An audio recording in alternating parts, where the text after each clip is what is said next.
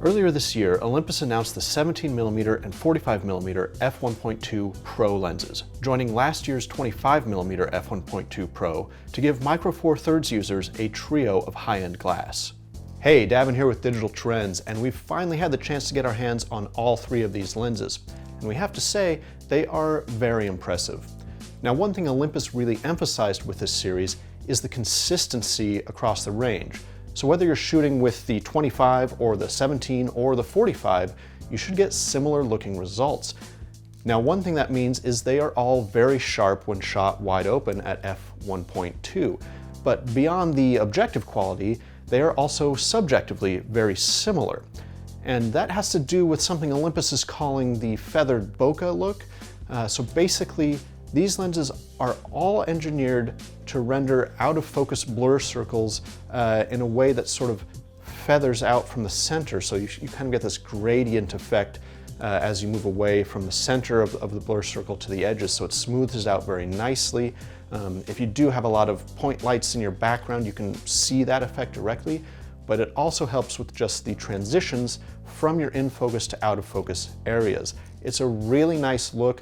It's kind of similar to what we've seen from lenses that have apodization filters, like the Fuji 56mm f1.2 R APD and that new Sony 100 f2.8. I can't even remember. But it does it without that filter, which means you're not losing light, although these lenses do have a very prominent vignette when shot wide open, which is actually an effect we rather like. So price is another thing that's consistent across all three, with each coming in at $1,200. Now that sounds a little high, but it's actually maybe a little lower than what we could have expected. Remember, the Panasonic 42.5mm f1.2, also a Micro Four Thirds lens, costs $1,600. And arguably, this 45 is the better lens. So we will say that, these are fairly large lenses. f1.2, you're not gonna be able to make that too small. So they are kind of designed with the EM1 Mark II in mind. They're very well balanced on this camera, but they may be a little unwieldy on smaller cameras, such as the EM5 or the Pen F, for example. Additionally, the lenses are all weather sealed, so when you're working with a weather sealed body, again like the EM1, you don't have to worry about some inclement weather getting in your way. So the widest of the three is the 17mm. This has a 35mm, or technically 34mm, full frame equivalent field of view.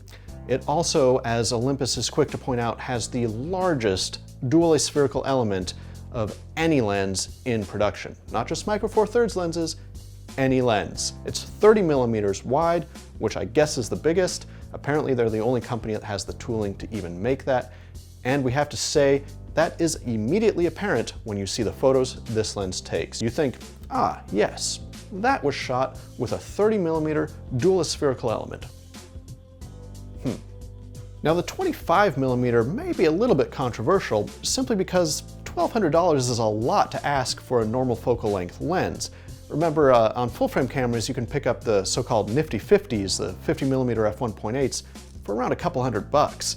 So this is a bit high if you're coming at it from that vantage point, but it is a very good lens, certainly much better build quality and arguably better image quality than what you're going to get on one of those cheaper nifty 50s.